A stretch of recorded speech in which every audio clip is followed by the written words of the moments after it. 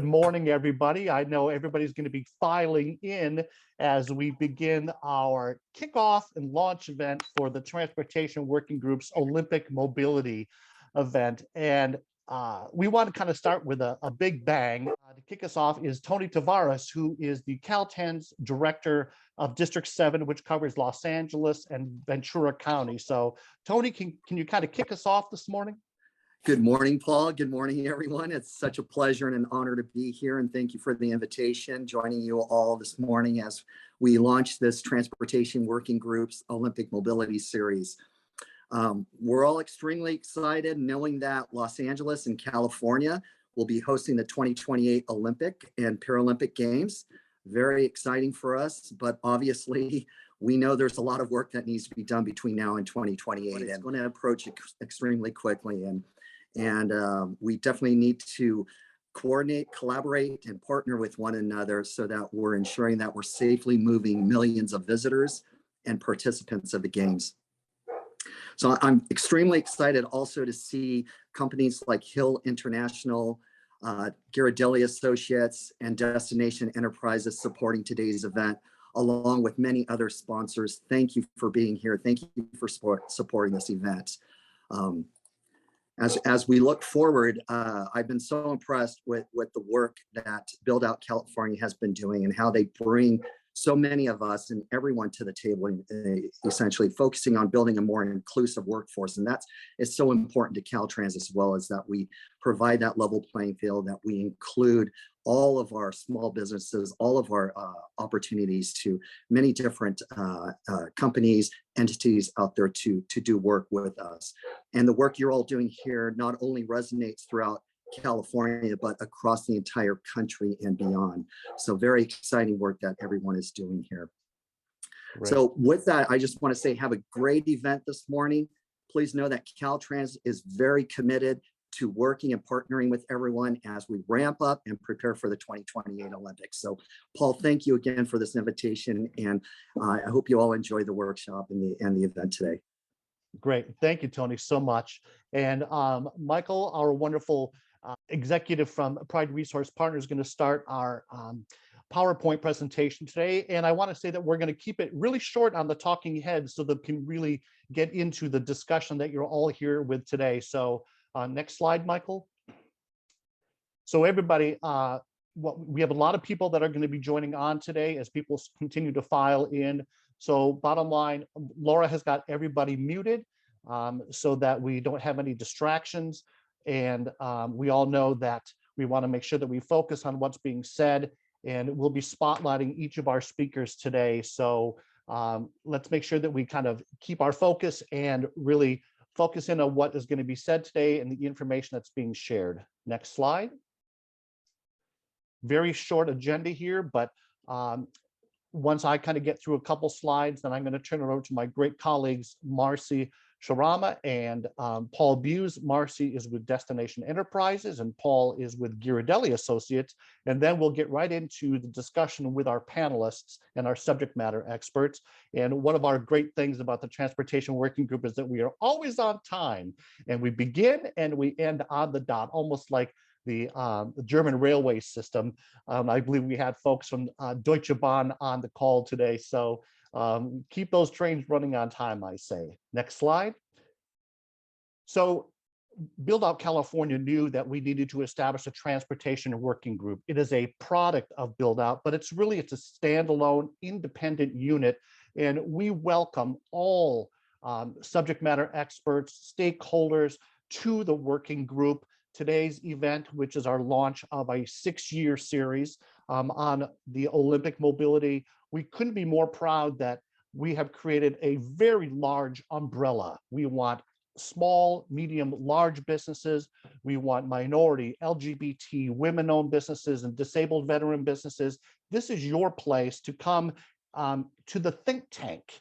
And we are not an oversight organization. We're an entity which is like a think tank, so that we can bring forth trends in the industry of transportation, which is inclusive of all elements of transportation, and white papers, creating different events that really bring a lot of these issues which are top of mind to us, whether you're on the A&E or the construction side. I believe we've got Skanska on the line today, which I know is very integrated with what's going on in the Southern California area. So glad to see some of the large GCs, glad to see the Jacobs, the Hill Internationals, the Ghirardelli's, Destination Enterprises, and also some really great firms that we'll talk about in just a second. Next slide, Michael.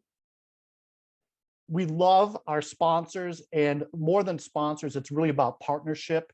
And we are really proud of the firms that you see here today.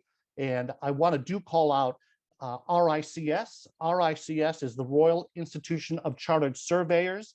They are our global partners in the Transportation Working Group, and they have 134,000 members throughout the world. And I always love saying that whenever we do an event with the RICS team, our comments and information is being translated into 19 different languages at the time that we are presenting. So they are taking the voice of what's happening with the build out and with the Transportation Working Group all around the world. Thank you to these marvelous businesses that you see here today: Red Team Go, Montez Group, JMA, VST, Motive Power. So great to have all of your support. Next slide. And I also want to thank, we've got such great partners in the business community throughout California and beyond. AGC of California has been a stalwart partner since day one. Our 21-point collaboration with them really has changed the conversation as it relates to inclusion within the general contracting community. So great to have NABO, CMAA, the folks from NAMAC, and the Cal Asian and Hispanic chambers. You see, we really are walking the walk and talking the talk, and so glad that all these great organizations are helping share this information. So with that, if we go to the next slide, I am going to introduce our two moderators, facilitators extraordinaire to today's event. Marcy has just got so much experience working within the transportation industry, close relationships. She's been a real maverick in putting together teams, working with LA Metro, working with BART, working with a lot of different transportation agencies. And Paul Bews, you know, I'm so glad that we were able to get him from the UK over here to California, because he really has not only these outstanding relationships which have helped build today's event, but he really is a master and a subject matter expert of so much in the transportation industry, working with Ghirardelli Associates. And with that, I'm going to turn it over to Marcy and Paul to kind of have you take it over from there and start our introductions. Thanks, Paul.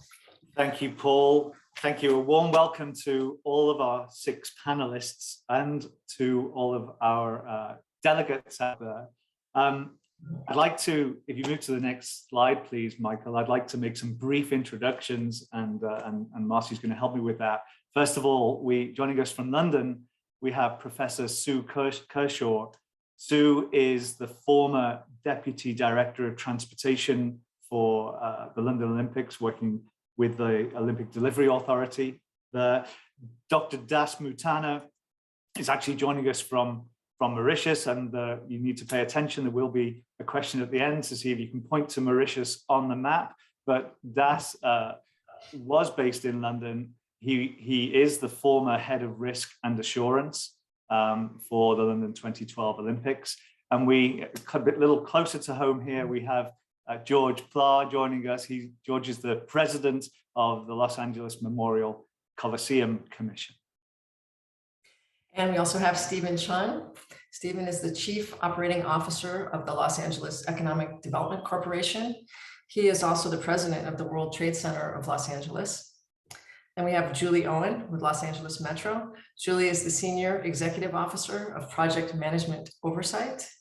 And finally, Ernesto Chaves. Ernesto is the Director of Highway Planning for LA Metro. And he also wears a second hat, leading Metro's 35-member Olympic Task Force. So welcome this morning, everyone.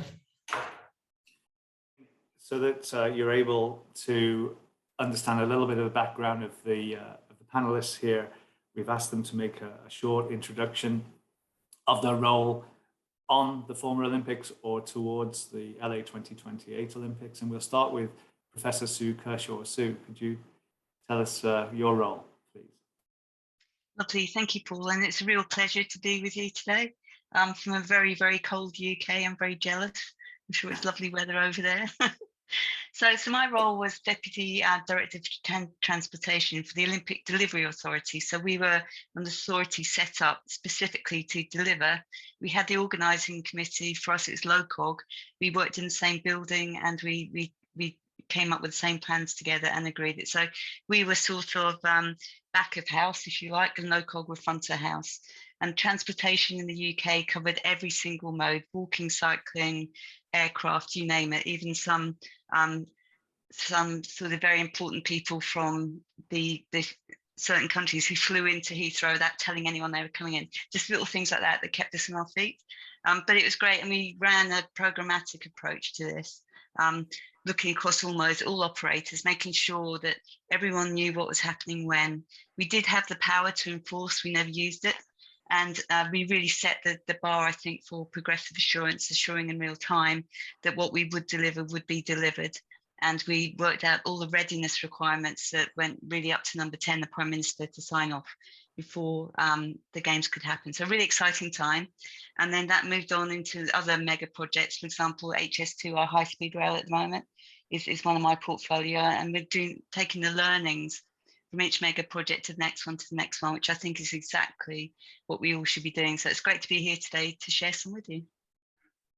Well, thank you, Sue. And of course, 2012 was almost 10 years ago, and you've moved on since dealing with the closeout of the games. What are you doing now? So I've got 3 hats now. One is as a managing director for a company called Costain, which is a UK contractor. A contractor with a bit of a twist. So we also are working in consultancy, social value, digital, and of course net zero. And that really is the face of the new contractor in the UK. My other hat is visiting professor at University College London, Bartlett School of Sustainable Construction. And one really exciting thing we're doing there is an MBA in major project delivery, which will be delivered, the first prototype next week, and it will be the first in the world, celebrating that project delivery, just like the Olympics, is just as important as business enterprises. And then also I'm president of the Association for Project Management in the UK, which now has over 60,000 members, and it is the only organisation in the world where you can become a chartered project professional. Just as similar to a chartered engineer. I think you have registered ones in the States. You're a professional project person, which I think is great. So thank you, Paul. Yeah, thank you, Sue. And once again, thank you for joining us at the end of your day in London. So let's turn to Dr. Mootanah. Das, would you like to introduce yourself, please?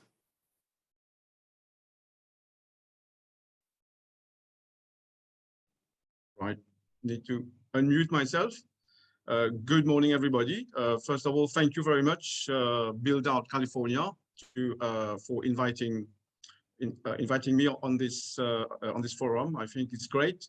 This is the first one, so I hope we'll be able to set the scene for the next few to come in terms of the Olympics. So I work with Sue. Hi, Sue. On the ODA. So in 2007, I was working for the Financial Services Authority, dealing with risk management and so on and so forth, and governance and whatnot. And then Sue hired me to come and help on the Olympics, just to see what we could do in terms of managing risk and managing and doing the assurance and see how we could make sure that we are achieving all the goals. So I joined the Olympics, the ODA, and as Sue was just explaining, it was a brilliant. It was once in a lifetime opportunity to work for the Olympics, and since then I have gone on and working in all similar, very similar circumstances of once in a lifetime projects. Currently, I'm in Mauritius. I've been in Mauritius since 2016, and I'm leading here. I'm the CEO of the Metro Express Limited, which is a first light rail developer and operator in the southern hemisphere. So on the in Mauritius, and Mauritius is a small island with I think it's about the size of Los Angeles. There you go. I've done my homework. So the size of Los Angeles, and Of course, the population of Los Angeles is much bigger than the population of Mauritius, but it's very comparable in terms of the transportation challenges. We do have challenges in terms of getting people to use more public transport. We have challenges of getting people to change their way of thinking. And for the Olympics, we had these challenges in terms of how do you change, how do you transform the way people think, how do you move from projects, how do you deliver the projects to achieve success at Games time. So I'm very pleased to be here and to be able to share a bit what we did for the Olympics. Thanks very much. Wonderful. Thank you. Thank you, Das. Now let's turn to George Pla. George, could you please introduce yourself? Yeah, thank you. I first want to thank my friend Paul Pendergast for his vision and leadership to put this together. We all know that 2028 will be here very soon. But Paul, along with the substantive issues we're going to talk about, never ever lose your sense of humor. It's very, very refreshing. Look, I'm president of the Coliseum Commission. I'm proud of that. I grew up here in Los Angeles. I went to school here. I've been going to the Coliseum since I was a little kid. It's an iconic structure. Thanks to USC, our strong partner, they put $500 million into the Coliseum, and it's a beautiful, beautiful structure. Some of you know the history of it, some of you don't. We have been host at the Coliseum to the Pope, to JFK, Muhammad Ali lighting the torch, the Rams, the Dodgers, USC, UCLA, 2 World Series, the 32 Olympics, of course, the 84 Olympics. We will be the only stadium in the world that will host 3 Olympics. What's funny, though, is that as I cited all these great visitors, what everyone brings up is Evel Knievel flying through the air over the motorcycles. It just cracks me up. Look, this Coliseum is a true public treasure. It belongs to the community. That's our culture. That's our philosophy. And we are truly, truly excited to prepare for the Olympics in 2028. And by the way, I do have a day job. I'm a founder, owner of Cordoba Corporation, which is involved in infrastructure throughout California. Happy to be here and thank you, everybody. George, thanks ever so much and welcome. Yeah, thank you, George. Okay, now we'll move to Stephen. Stephen, can you please give us a little bit about your background? Good morning. Thank you so much for the invitation. I'm glad to be here with so many great speakers. My name is Stephen Chung. I'm the Chief Operating Officer for the Los Angeles County Economic Development Corporation, and I'm also the President of the World Trade Center Los Angeles. The LAECD is a nonprofit here focused on economic development, and we've been working with the County of Los Angeles as well as the 88 different cities within Los Angeles County, preparing and making sure that we have opportunities that are coming into this region, especially when great events like the Olympics and the Paralympic Games will be coming here. There's going to be legacy impact and a lot of potential opportunities, and we want to make sure that prosperity is shared by all throughout Los Angeles. Separately with the World Trade Center Los Angeles, our focus is on international trade, and specifically to bring foreign direct investment into the Los Angeles region. A lot of international partners have already looked at Los Angeles as a destination, and with the Olympic Games and Paralympic Games, it creates new opportunities, whether it's mobility, whether it's technology, whether it's sustainability. They want to basically secure a part of those contracts. So we want to make sure that if they're going to do so, locate here in Los Angeles and help us create job opportunities and opportunities for entrepreneurs as well. So we hope to be able to have a great discussion about some of the opportunities related to the 2028 Olympic Games. Yes, yes, thank you. Thank you. Julie and I go back to building the Red Line together. Spent many years in the trenches, and I've watched her star shine brightly ever since. And it's so exciting to see all the great things she's done, not only locally, but of course, she's a renowned speaker speaking around the world on rail transit, but I'll let her introduce herself. Thanks, Marcy. It's great to be here today. My name is Julie Owen. I'm a Senior Executive Officer, Project Management Oversight, working in the Program Management Group here at LA Metro. LA Metro serves transportation mobility in LA County for 88 cities and 10 million people in LA. I'm responsible for the controls teams that are delivering these projects. transit, highway, regional rail projects. We currently have 33 projects valued at $24 billion in construction right now. And then another 30 billion in the pipeline. So when I say controls, that means the cost, managing the cost, the schedule, the risk, the estimating, the configuration management for change control, change control, document control. So yeah, lots to do. And then one of the great things about Metro, and I'm sure Ernesto will talk more about, is Metro's got a really audacious goal right now where we want to provide all ticketed spectators for the Olympics to travel to competition venues by public transport, walking or cycling, which means there's a lot to do. There's a lot to do that we've got going. That's why we've got $24 billion in the pipeline right now being delivered that I'll talk about a little bit more later. Thank you. Thank you, Julie. Thank you. All right, next up, our last speaker, Ernesto. Thank you. Good morning or good evening to folks. Very happy to be here. Ernesto Chaves with LA Metro. My current position is I'm the interim senior executive officer for roads and highways here at Metro. I'm overseeing delivery of roadway improvement projects, but I'm also currently wearing the second hat as a lead for Metro's 2028 Games Task Force. So on December of 2020, our board directed staff to work on what we call a mobility concept plan. In their motion, the board specifically requested that we work with the games organizers, that's LA28, and also our regional mobility partners to prepare this plan, which will be a plan of permanent transit and transit-supported projects and programs that can help us serve the games. Also to identify an interdisciplinary internal task force to help us prepare the plan, and on a federal engagement strategy and funding priority proposal, which is going to help us hopefully fund the plan. So I've been working on this effort since the middle of last year. Our CEO constituted the internal task force back in September of last year, and we got to work immediately on the development of an initial project list. And I want to reiterate, these projects are in essence above and beyond all the projects that Julie's already working on. So it's increasing our portfolio. The picture, I don't think I have the picture here in the background, but I did have a picture just to give perspective of how many trips we will need to be serving during the games, as Julie was mentioning.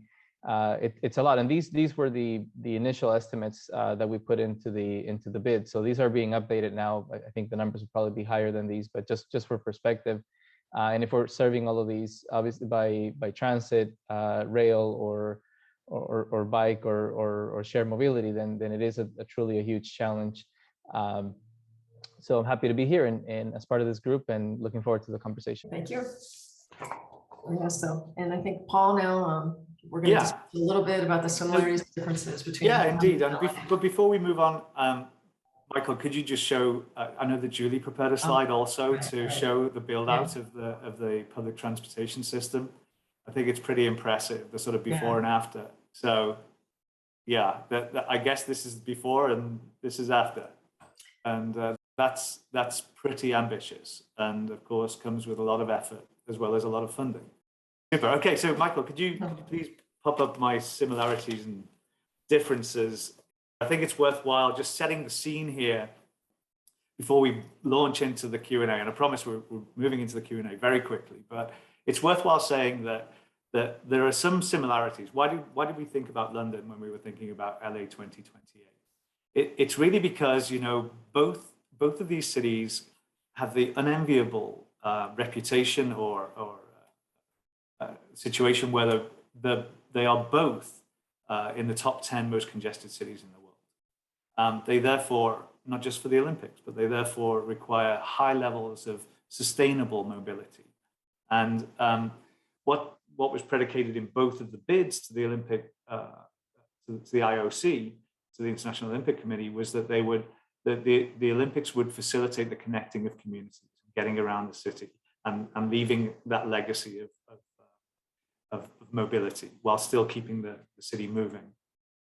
Of course, you can't just build out transportation infrastructure for a set of games for Olympics and then Paralympics. It's a 2-week event, that would be crazy. But essentially, infrastructure and mobility objectives here of the Olympic Games is there as part of the long-term transportation plan.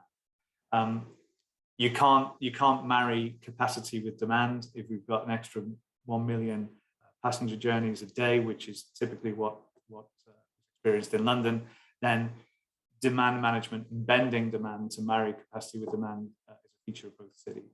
Next slide, please. So a lot of similarities there. There are also a lot of differences. You know, London is characterized as a public transit city, whereas LA is a hybrid of paratransit, public transit, and a heavy reliance on car use. A big difference here, though, is that LA are reusing and recycling a lot of the existing structures, the Coliseum as a venue, for example, and the recent completion of a lot of the gaming stadia. Whereas London had to build almost all venues, the Olympic Park, the media centre, as well as the village where the athletes stay. London didn't have much work to do in terms of convincing people to travel by public transit necessarily, because it had a very established and proven public transport network, but it needed to integrate it at the overall level. And we've already discussed that LA's got some work to do here if the objective is to have everybody who's traveling to a ticketed game to actually travel by public transit. Innovation is huge for LA. I mean, we here are on the cusp of autonomous vehicles, car share, as it's called. Rideshare, of course, has been around for some years. It wasn't around during London 2012.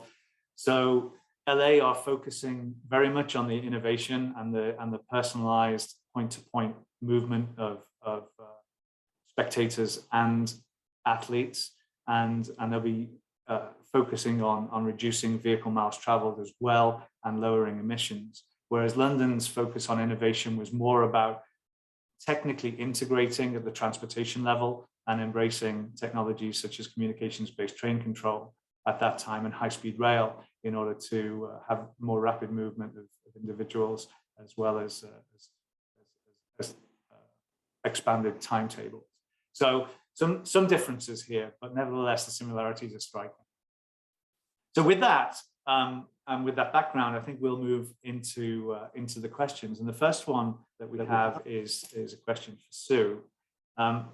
Sue, you implied and said during your opening remarks, as did Das, that the role of the Olympic Delivery Authority was a facilitation role. Yes, it had the ability to drive change, but it was done more through facilitation and coordination, because you had a lot of delivery partners that were supporting the equivalent of LA Metro. In London, you have Transport for London, you have Network Rail, you have the Airports Authority, and a plethora of other transportation providers.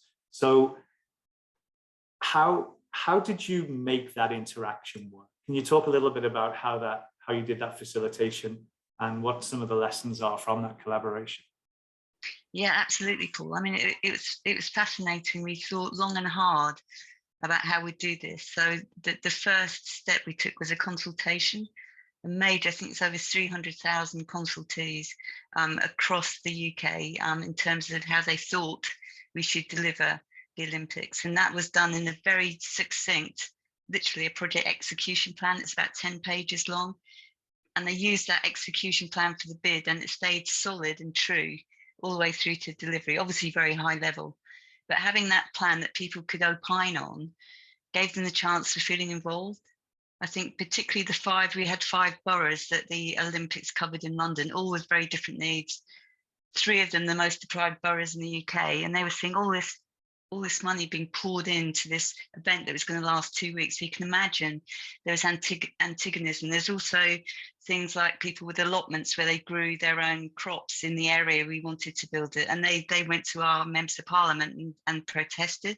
There was a woman who had, I think, 50 wild cats in the middle of the Olympic Park who didn't want to move. So there's a whole plethora of people, but that consultation and getting the feeling of being involved and constantly reaching back out to them really kept us true going forward. And then in terms of the operators, that was actually more difficult in terms of bringing them into the fold, whereby we couldn't just say, okay, we're going to build the Olympics, and then the night before we're going to press the green button and everything's going to be okay. Because we all know and love operators who love working when things don't go right. We needed this to go right. We had no room for anything to go wrong. The perception in London was that transportation would fail the Olympics because of our congested city, because of the tiny, tiny roads we have in the city itself, the size of a horse and cart. No one believed we could pull this off. They believed that we would actually probably stop it happening and we'd have to ring up Paris and hand it over at the 11th hour. So it was pulling those operators together and saying, 4 years in, we need to help you with your plans on how you're going to operate it. We need it to be integrated, and to help you, we're going to pull together an Olympic transport board. And that board had about 50 people on it. We're trying to think about it. How the hell does that work? Well, it worked really well because we had an independent chair, and we also ran it from a programmatic point of view. So we had every single milestone from those 4 years out to delivery agreed, and all the agendas were based on those milestones. So super, super efficient, super clear. People couldn't deviate and bring their own agendas in.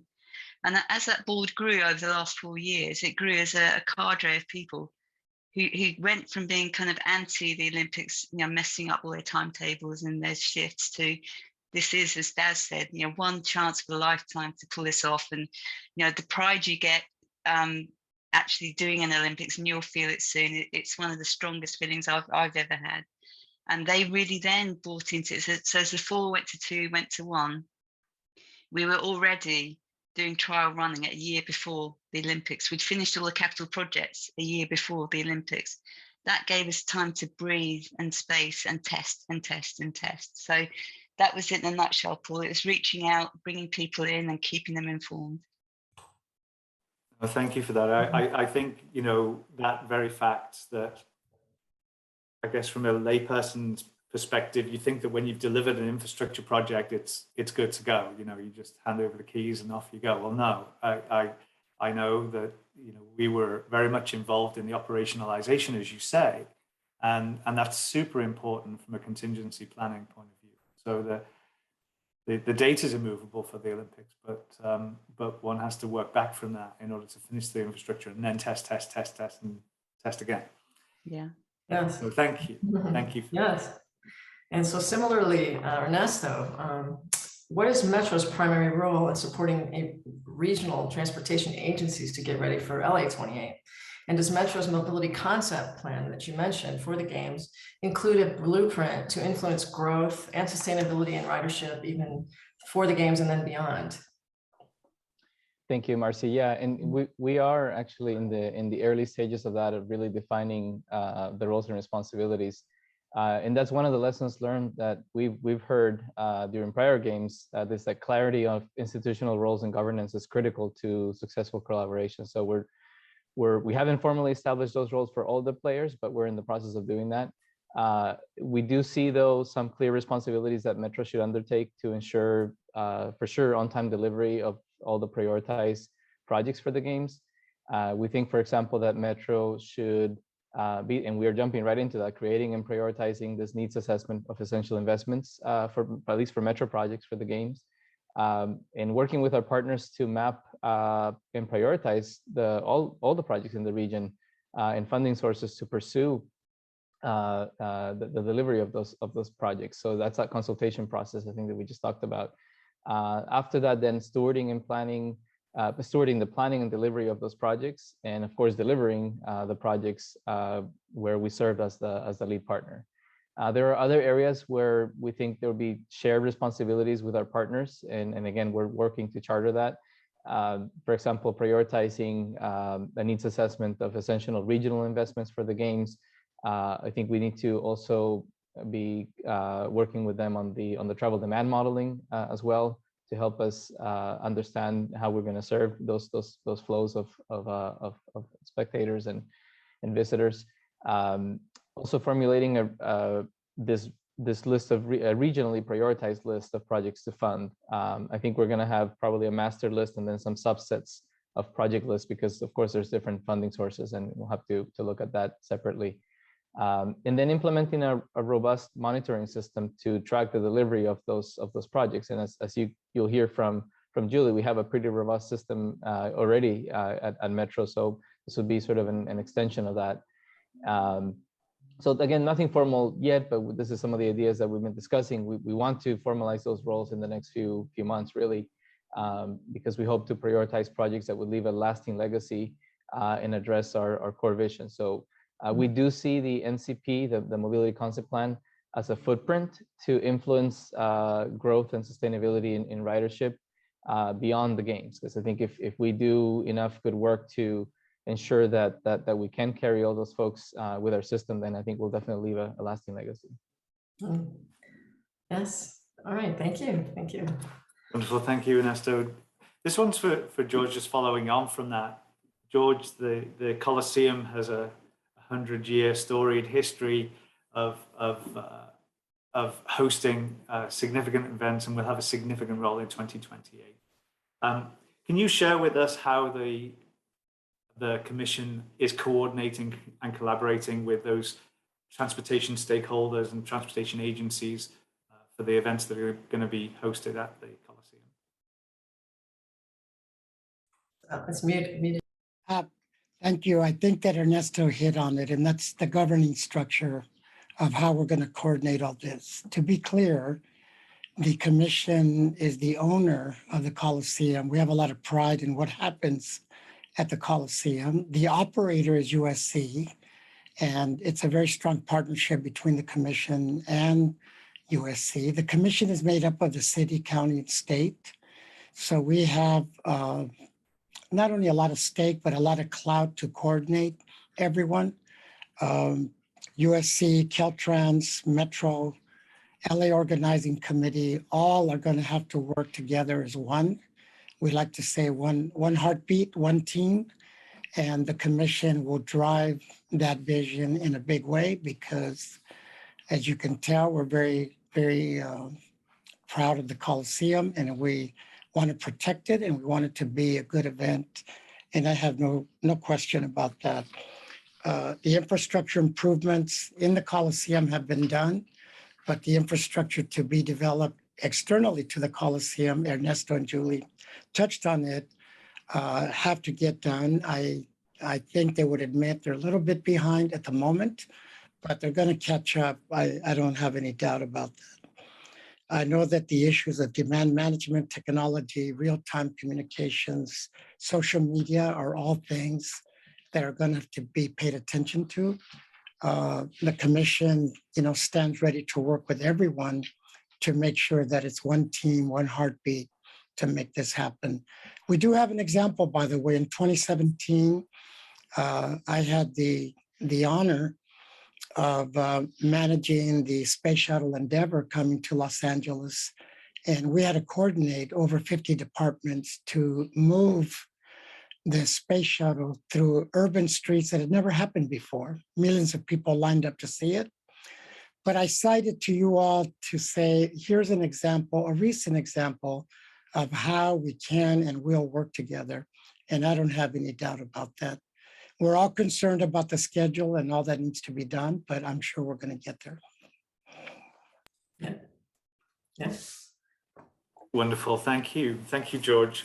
Well, following on from that, that was a big test event with I guess, that you just alluded to. That's pretty impressive. And I really want to do a little bit more of a deep dive with you, Sue, on, it's one thing delivering infrastructure projects, as we were saying just at the end of your question earlier.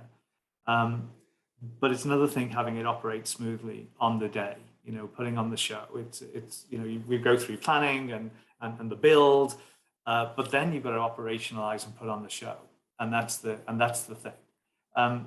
So can you tell us a little bit more about how you went about operationalizing the various projects that made up the program for Olympic transportation?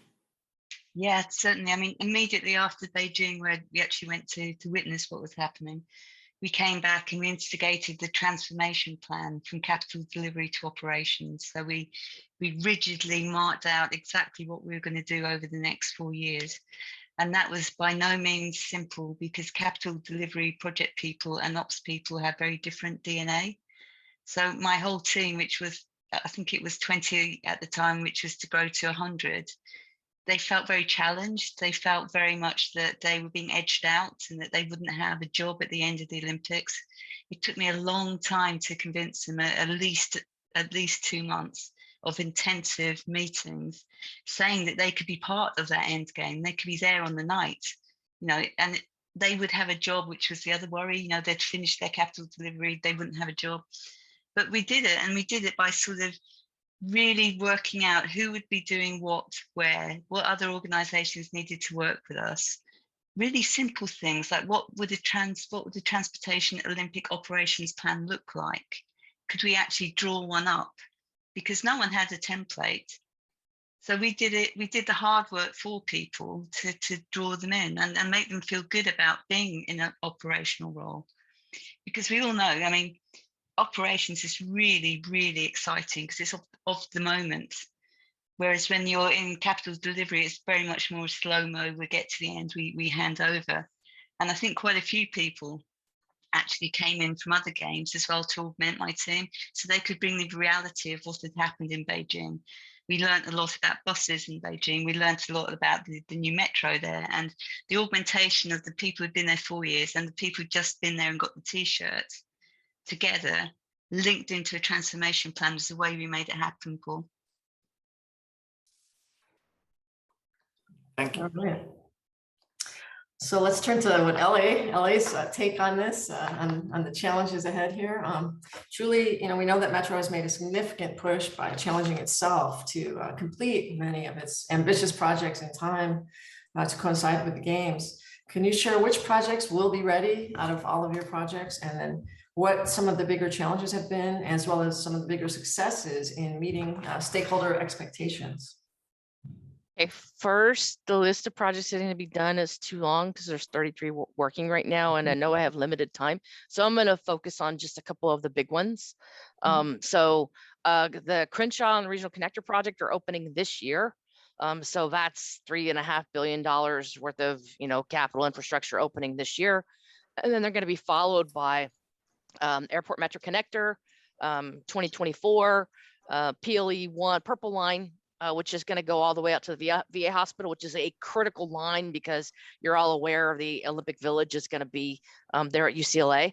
So the UCLA connection is extremely important. So Purple Line 1, 2, and 3 are going to open in subsequent years, beginning in 2024. Then we have the Gold Line to Pomona opening in 2025. We actually have a highway out in Santa Clarita. We're building express lanes in there, opening in 2026. We're enhancing speed on our G line, and that's going to be open, I think, in 2025. And then we're building express lanes on the 105 that opens in 2027. So there's a lot going on in LA. And then Ernesto is going to tell you more too, because that's all new infrastructure. But it's also important, connectivity and improving our core system that we have. So that we can expand and improve and enhance speed and reliability of the existing system and connectivity, because it's not all about new infrastructure. It's what are you going to do to enhance what you've already got as well. So that's what we've got going. So challenges, big challenge, and I'd love to hear what the people in London have to say about this, is where are all the people going to come from to deliver this program that we've got? We're having some pretty significant labor challenges. We're also having some material escalation challenges, and I understand that's going to get worse as we gear up for the Olympics. So trying to get our arms around that so that we're ready for those kinds of cost increases that are going to happen, and managing that risk, which I'm sure Dr. Doss will talk about in just a moment. So that's issues. And then two, just to throw out stakeholders, when we work with the community, because I'll give a great example. Our Beverly Hills PLE1 project. We were able to negotiate with the city of Beverly Hills to do a full street closure to put in all of our decking. That saved months off of the schedule. We were able to do it because it was in COVID. Nobody was on the street. So we shut it down. We just got in and got out because these projects, you know, when you have to have single lane traffic going each direction all the time, that extends the duration of your schedule, right? So there's a lot of coordination. And again, I mentioned earlier, 88 cities that are in LA, trying to coordinate all those cities and stakeholders to try and get everybody on the same page. And then the other thing I'm sure Ernesto is going to talk to you about is LA is huge, huge. And we are getting people, you know, the San Bernardino Transit Organization all the way across LA up to Ventura are all getting on the same page, because when we talk about mobility in LA, you've got to go from one end to the other, right? And that means we all have to collaborate one another to make it happen. So that's what we're in the midst of right now. Yeah, it's a big undertaking. Los Angeles definitely is yeah, challenging in that regard, but it's good to see successes like the Purple Line, and hopefully there are some other opportunities for that kind of acceleration of some of these projects that you guys can work out during. And yeah, Julie, you raised a couple of really interesting points there that I don't know that London experienced, because when you look at the timeline, you know, we were, I guess, 5 years out. We were in 2007, you know, the 2008 depression was around. I guess that we didn't have the workforce challenges that we're experiencing on the West Coast here right now with all of the infrastructure projects going on. So I suggest we put that on the agenda for another discussion in this mobility series. I think it'd be a very, very interesting one.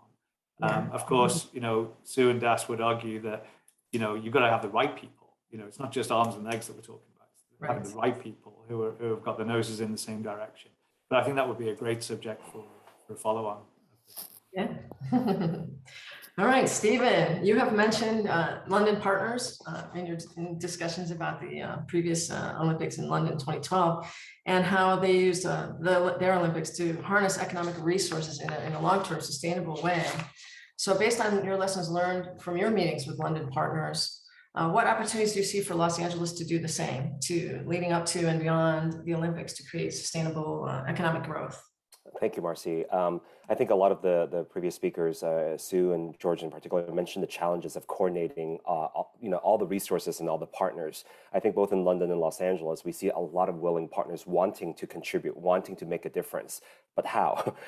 And as Julie was mentioning, the region here is enormous. Just for comparison, London region is about 610 square miles. Los Angeles City is about 769 square miles or so.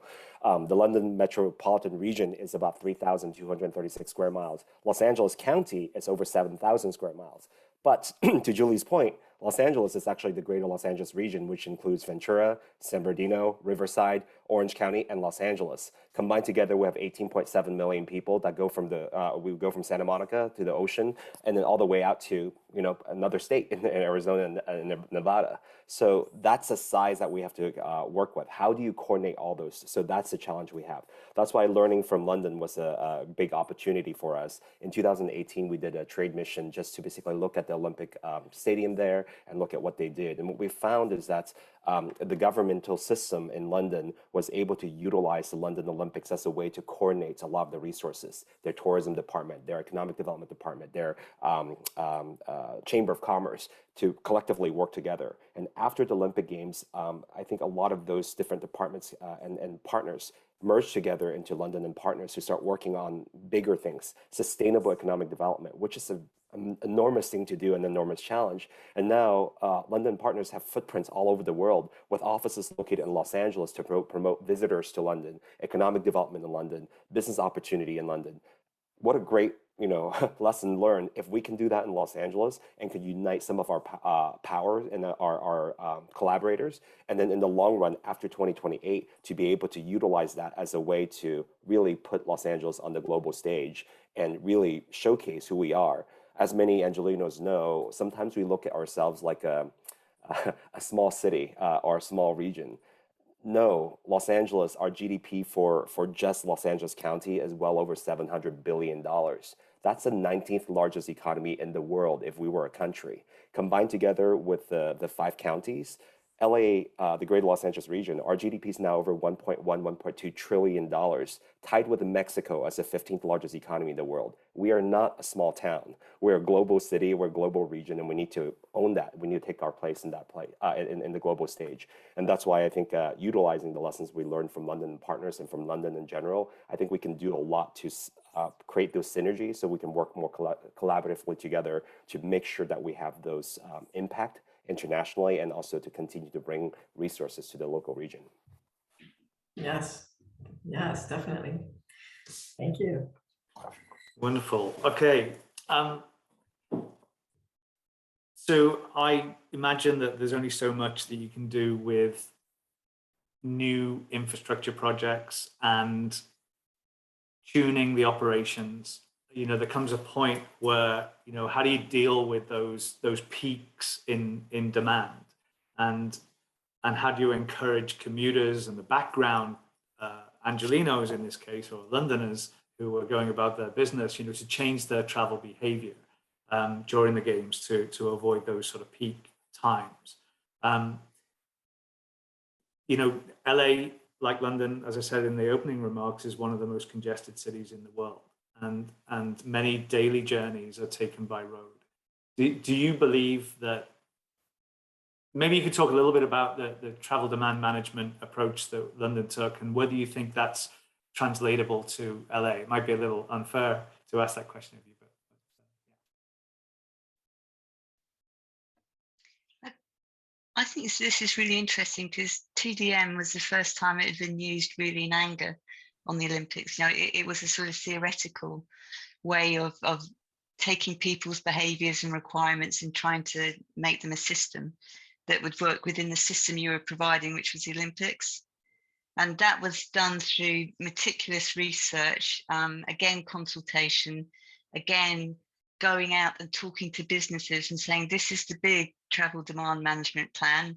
How are you going to fit into it? And helping them all write their own travel demand management plan. So this all worked so incredibly well, and with some great PR as well, some funny cartoons on the tube and buses and stuff. It made it fun.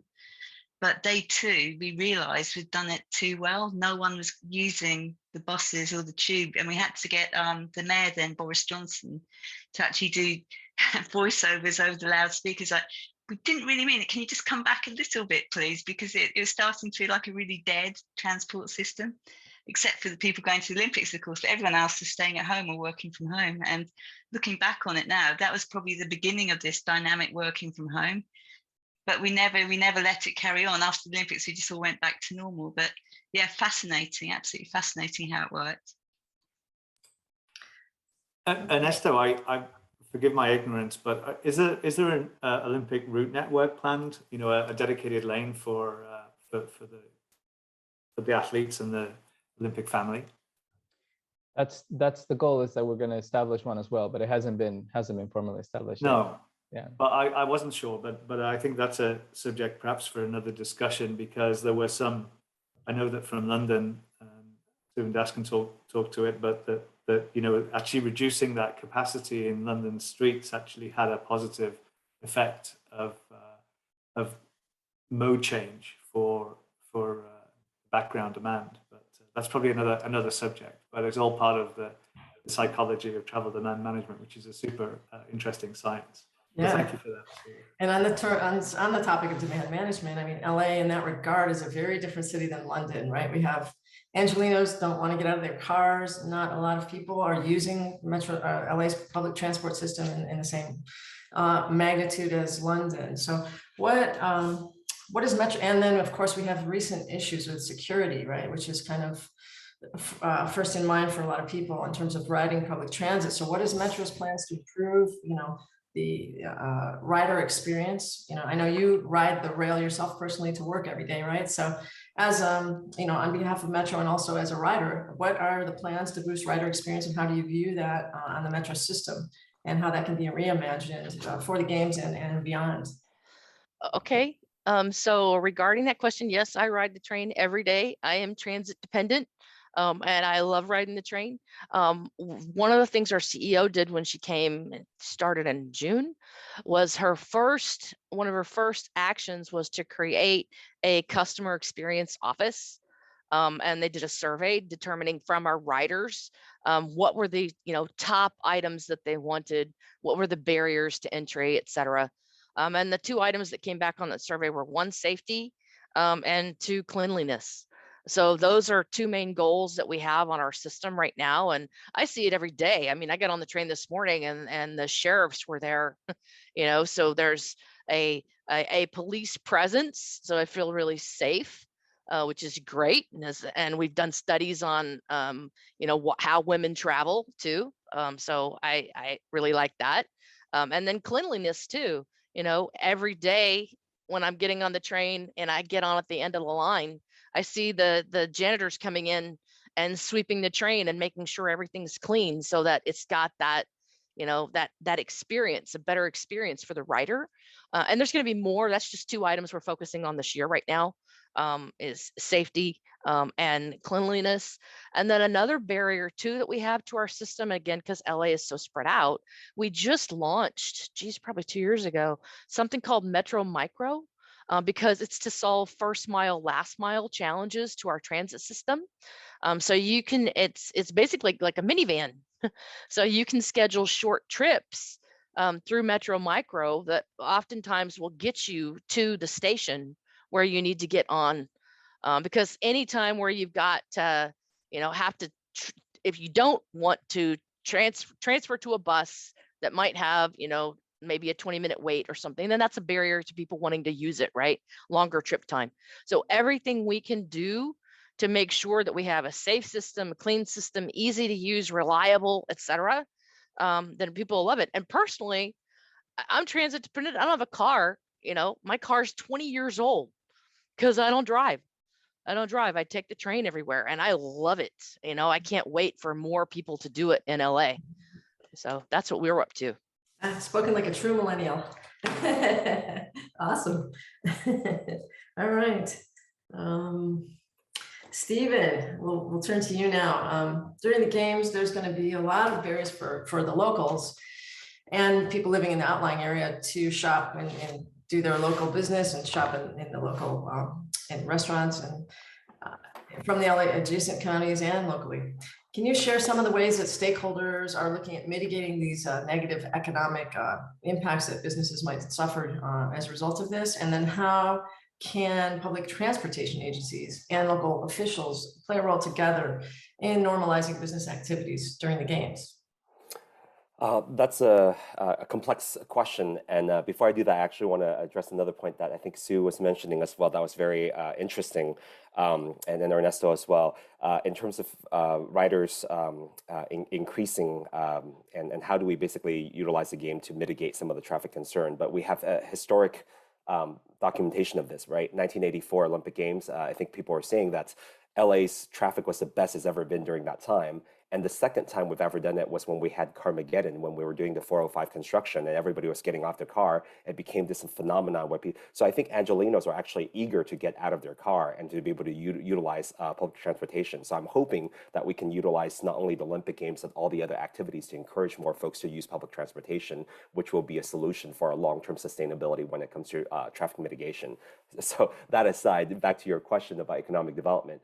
What we saw is that sometimes when, because Angelenos, like you were mentioning before, so dependent on cars, when they go to events, they drive their cars and they go directly to the stadium. And a lot of folks are now taking public transportation and they go directly to the stadium and they bypass some of the communities that are going to be around that can basically benefit from people getting drinks, getting, food beforehand.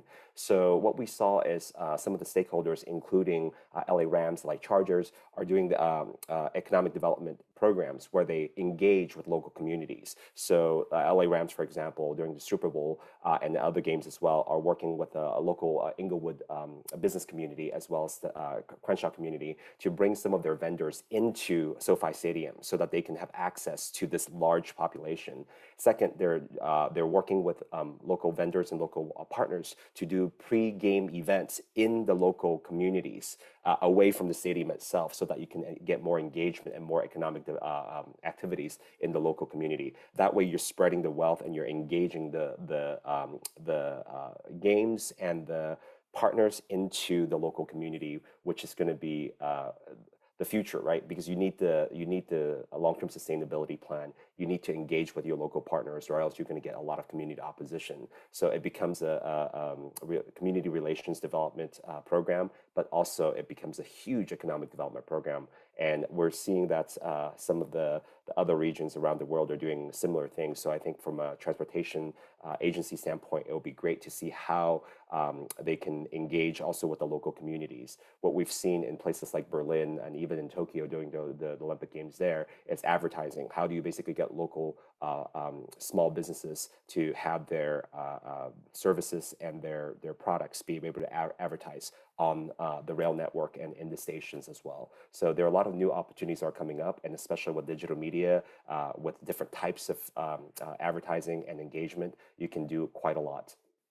Yeah, what you're talking about reminds me very much of Metro's Eat Shop Play program that they have, where when they're building an alignment in a certain community, they engage all the local businesses and actively promote them, promote their restaurants on their behalf, all the businesses, and including the business interruption fund as well, right, which supports some of the smaller businesses. So rolling that out on a larger scale would be great. Yes. Anyway, Paul, back to you. Yeah, thank you for that, Stephen. And I think following on from that, I mean, it's a huge integration challenge, whether we're talking about the delivery partners or the transportation agencies, or whether it's the stakeholders or the community. And I want to bring Das in at this point. Das, paraphrasing the Olympic objectives or the Olympic transportation objectives, it's as I understand it, it was getting the athletes to the right place at the right time. I mean, that's pretty important. It's about getting the spectators there and back safely. And importantly, it was about keeping London and the UK moving at the same time with an extra 1 million passenger journeys a day. Could you, Das, talk a little bit about how that integration, how you went about integrating the delivery partners in order to achieve those objectives and achieve the legacy for London?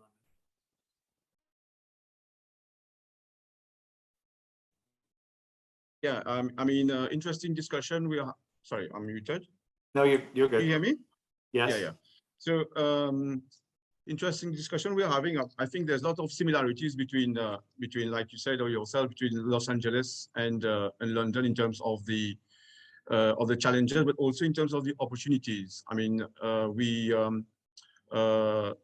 Stephen was just talking about sustainability and getting community involvement. I think that was very, very important for London as well, because Sue was saying earlier, we had lots of resistance in the beginning. There were lots of reputational challenge because in terms of budget, questions about the budget. How are we going to keep the budget under control?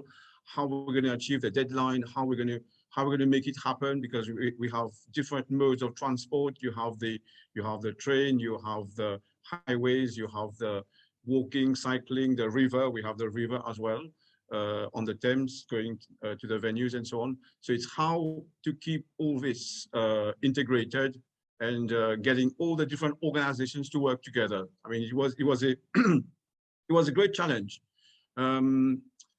I guess in terms for us at the ODA, we had a team of about, I think 60, correct me if I'm wrong, Sue, about 60 people, where they were all like, we call them client managers or delivery managers. So they were tasked to go and make things happen from their end, talking to the delivery partners.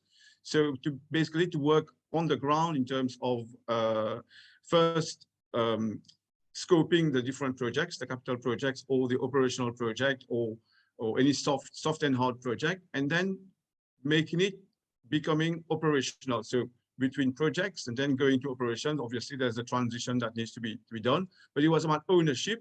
So these people had to own what they were doing and then to integrate what they were doing to make sure that we are working together. And here, this is where we came in terms of the integration methodologies. We had, we were using risk management. Can you believe it? Risk management as a team approach, like a team building. risk management being used as a team building approach to get people to work together, which is not evident. As soon as they see me or gas is coming out, let's run away because it's going to ask some difficult questions. So Sue knows this, but it's a question of how you approach it. You talk to people, you say, okay, we are here to help. It's like we have to work together.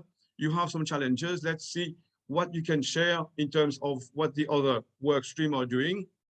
What, for example, we talk about the Olympic route network. So there were some challenges for the Olympic route network. You had to identify the requirements, identify the requirements for the athletes, for the Olympic families, and work with the Highways England, Highways Agency to make it happen. So we had those challenges, and to achieve success, we had to build confidence. We built confidence. We used, we had to focus on what really matters, what were the issues, and identify the key challenges, identify the risks, identify the opportunities, and this needed to be getting reported to the right framework, to the right level of management. And we had the Olympic and Paralympic Transport Board. So the board had the ultimate advisory capacity, telling the ODA transport how to do it. But then in between, we had different layers of management and different layers of reporting, of governance. So I think it was a combination of having a light touch approach in terms of the processes, and also in terms of having people to work together in terms of collaboration, but also to plan ahead. And I used to call it being wise before the event, because risk management helps you to be wise before the event, but it's about asking the right questions. So we needed to make sure that we are asking the right questions. Sometimes there are questions that we ask, we don't even know whether we're asking the right questions, whether we are dealing with the unknown unknowns, whether we are dealing with the known knowns. Anyway, you know all the debates on this, but it was a great challenge. It was a great challenge, and Paul Bews was there, was helping us also. So Paul knows all the issues. Paul is very humble, but he also was very critical to all this in terms of how we deliver the confidence, how we deliver the assurance, how we get people to work together, and so on. So we had to work with Transport for London, which is a huge organization. In between themselves, they have lots of different departments where they have to agree things. So you can imagine if we are delivering a project in this department that talks to this department, we do another project that talks to another department. So the ODA is a challenge of how we integrate all these different departments within the same organization. Or we had Network Rail, again, which a huge organization. It's how we deliver these projects. So just to cut it short, so it's a question of planning, and believing, and working together, and also identifying the challenges very early, and do not underestimate the power of teamwork. No, that's fantastic. Thank you, yeah. Thank you, Das. And I think that again, probably for another event in the series, what was born out of that in London, the risk-based approach to providing confidence to all of the stakeholders that indeed it was going to be delivered, was something that was really quite, it really created quite a legacy. And I think it's worthwhile having a discussion about that at a later stage in terms of how you actually focus on the things that really matter, how you stop people knocking on your door and saying, are you going to be ready? Are you sure you're going to be ready? Can you tell the Prime Minister we're going to be ready? And you spend a lot of effort on, as Sue said at the beginning, answering those kind of questions. But to turn that around means that you can, by involving those individuals, you can focus on actually delivering. And I think that's part of the legacy that was created. It'll be interesting to have this discussion again afterward, but for in advance right now, Ernesto, to expand on what Das is saying and how he approached risk and the confidence, what is Metro's task force doing to provide confidence to stakeholders that you're going to meet the delivery objectives for LA28? Thank you, Marcy. I think that we're jumping in at the perfect time. if we can, and with the help of the games organizers, we would like to prioritize the longer lead projects now. So we'll be in a better position to deliver those in time, of course, that makes sense. We already, as you've seen with Julie's presentation, is we already have a sizable capital program that we're trying to deliver. So it's more on us to just show that we have the dedication to follow through on those commitments. We already also have a pretty robust project status reporting system for our capital programs that we can capitalize on. We have excellent relationships with our mobility partners already, Metrolink, Caltrans, DOT. We do projects with them all the time. We work with them on delivering projects all the time. And these relationships that already exist are going to be essential to fast track decision making, which is difficult, and eventually the delivery of the projects. I think we'll also need to engage our industry partners, as you see here, for the entire journey, which is critical for consistency due to the complexities involved in a lot of these projects. But I think we're well positioned to do that, and I wouldn't say we're early, because I think we're right on time. I think if we wait another month or two, we may be too late. So we got to start now. Yes, it'll be great to have the same question answered again along the way and afterward as well. Yes, thank you, Ernesto. Sure. George, looking back at the 1984 Olympics and the part that the LA Memorial Coliseum played, how do you foresee the new mobility challenges in 2028, and how are you working with the transportation partners to deliver a successful outcome? Well, thank you. You know, a lot of it has been discussed already. The labor challenges, the traffic, getting people out of their cars, moving more people. The geography alone is quite a challenge. But I want to tell you all something. The greater challenge is this. We at Cordoba have enormous experience with multi-year, multi-billion-dollar projects, transportation projects. But what we've learned in our 38 years is if you don't have community support, the project is not going anywhere. Das and Stephen have talked about this, referenced this a few minutes ago. We must engage the community. The teams that are working must reflect the community.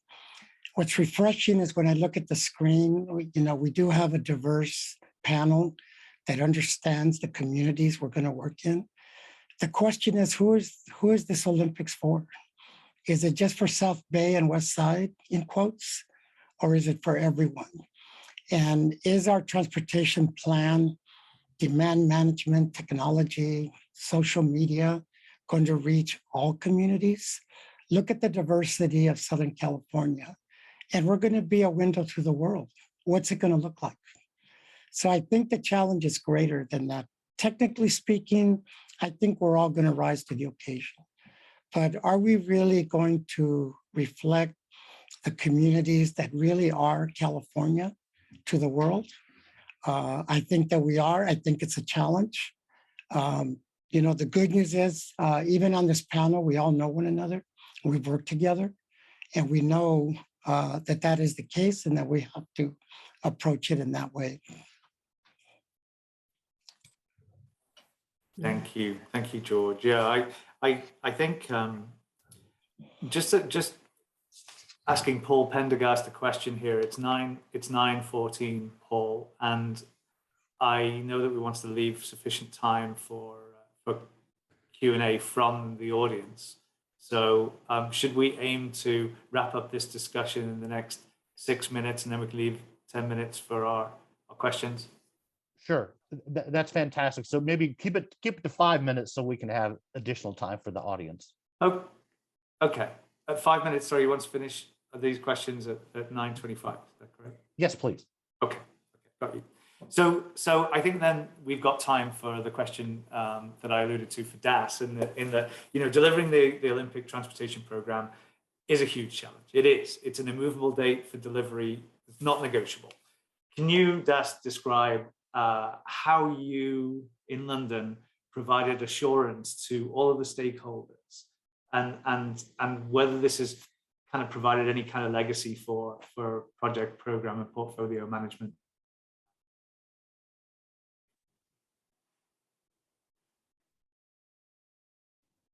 Mute. Yeah, I mean the whole world of assurance. I mean on this project was completely revamped. We had to think outside the box. How we provide assurance, because the transport program, as we were talking about, it's multimodal. It had different clients, different objectives, and varied, diverse in terms of what we were supposed to be doing. And so we had to think outside the box, basically, in terms of how we provide confidence. Because normally, when you look at assurance, basically, you would say, okay, I'm going to go and do an audit here, audit there. I'm going to rely on the, you're doing a review, you're doing a deep dive, you're doing all this. But how do you decide to what level do you go in one area? To what level do you go and check that everything is okay, etc. Especially things are moving fast and you have a fixed deadline. And you cannot move the deadline. So we're given the deadline of 7 years ahead, so we can't move the deadline. So therefore, what we have to do is to deliver the assurance collaboratively again. So we have to work together.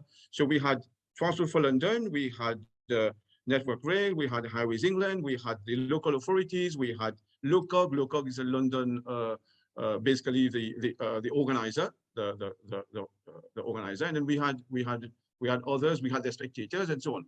So as Sue was saying, first of all, we have to do the consultation. But having said that, with consultation, provide the information. And in terms of predicting what's going to happen, so obviously we have to predict how we're going to achieve the success during games time. So we had to think ahead during the games, what kind of, what are we trying to achieve during the games in terms of the different work packages, the different operations, the different operating units. So we had to think ahead, 3 or 4 years ahead. I think 2009, if I'm not mistaken, we already were doing our operation plan. We were already doing we were looking at what are the critical outcomes that we need to achieve beforehand. So 3 years before. 2009 also, we had already done the games time risk analysis. Oh, I forgot something. Every month we had to report in terms of quantified risk assessment. So the risk assessment was linked to a quantification in terms of, obviously the time is fixed. So we fix the time. So we have to do the quantification of the risk in terms of money. Are we exceeding the contingency? So what actions do we need to take at specific point in time so that we are not spending too much money? And by the way, Sue will tell you that we delivered the overall program under budget and within the deadline that we're supposed to do. So all this because we were able to plan, to manage the risk, manage the outcomes, and got people to work together. So we came up with this new assurance methodology, which we did a bit of research. We had lots of research. We looked in other areas, how we do integrated assurance, collaboratively working out what are the things that we need to focus on, and then where do we go and do the assurance. And then we got people to work together, and we had a process which we call the pulse check process. So Mr. Bews knows this very well.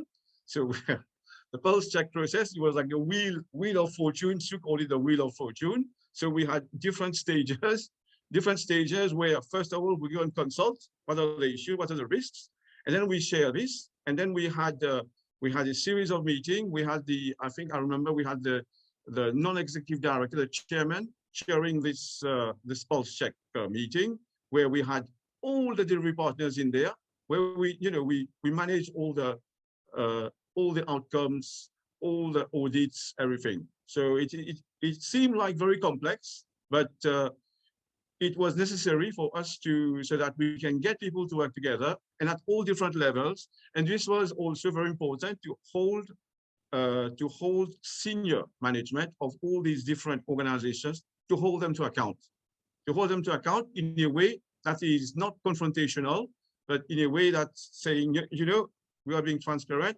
These are the issues. These are the critical outcomes. How are you going to manage it? And we prioritize all those outcomes. It was outcomes focused. And then we meet and then we decide how we're going to take it forward, who's best able to do what, and then how do we achieve it. So it was once in a lifetime, like I said. Super, thank you. Thank you for that. That's a whole another session in its own right, I think, to do that justice. But thank you for that, Das. So Stephen, we're going to ask our last question of you and then move to some of the questions that we have from the audience. So reflecting upon LA's successes in '84 and Carmageddon, and of course, notably the London successes in 2012, coming in under budget, managing that risk so well, and coming out with the London Partners growth opportunity there. What do you see as the top 3 legacy opportunities, economic opportunities that we can achieve with games in LA, and what could cause us to miss those opportunities? Yeah, we as I mentioned, we learned quite a lot from our friends in London. When we went to visit the stadium itself, we saw that what they did with the stadium afterwards, right? They created tech parks. They engage a community so the next generation of youth are trained in entrepreneurship, so that they can actually have a new career path. And so there are opportunities for us. And in Los Angeles in particular, one of the reasons why we won the 2028 Olympic Games is because we already have a lot of the infrastructure in place. So we don't have to invest a lot. So what is our legacy? We're not going to have a new Olympic park that's going to be there. We're going to be able to utilize the great Coliseum. We're going to be able to utilize, the various stadiums there. So I think some of the opportunities in terms of the legacy opportunities that are available through economic opportunities would be the sustainable, the clean tech future that's going to be generated from these games. The mobility opportunities through, what Julie and what Ernesto was talking about before, and then also various technologies. And I want to highlight what George mentioned before in terms of accessibility for the community. One of the things that we found and we realized over the last few years, especially during the pandemic and during COVID, is that there's a huge digital divide within Los Angeles. So if you're going to be doing social media outreach to the local community, well, what good is it going to do if they're not connected to the internet on a regular basis? So this is something that in terms of if we can utilize the games as a way to stimulate investment into making sure that all Angelenos, no matter their income level, no matter their background, they're connected so that we can utilize this as creating new future opportunities. Because after this, when we're talking about remote working, well, if you're not regularly connected to the internet, you can't remote work. You just put them out of a job. And that's why I think these are the legacy that we can actually leave. So again, sustainability, clean technology, mobility, and technology will be the future. All of that has to actually generate the job opportunities and entrepreneurship, especially for our low income and also BIPOC communities that's been left out of these opportunities in the past. So I'm hoping that we can, again, get the coalition and get all of the Los Angeles region together to make sure that the prosperity that usually comes with these games that sometimes go into mega corporations when it comes to advertising, when it comes to broadcasting, that wealth is spread for all Angelenos so that we all have an opportunity to do more with our the investment that's been brought on by the international community because of the Olympic Games. And again, FIFA World Cup, hopefully, and then WrestleMania, and then US Open, all those games should actually do the same thing as well. Yes, thank you, Stephen. Thank you. Thank you, everybody. Paul Bews and Marcy, if I can just interject before we get to some of these questions. A question for George. I believe you're actually the appointee of Governor Newsom on the commission for the Coliseum.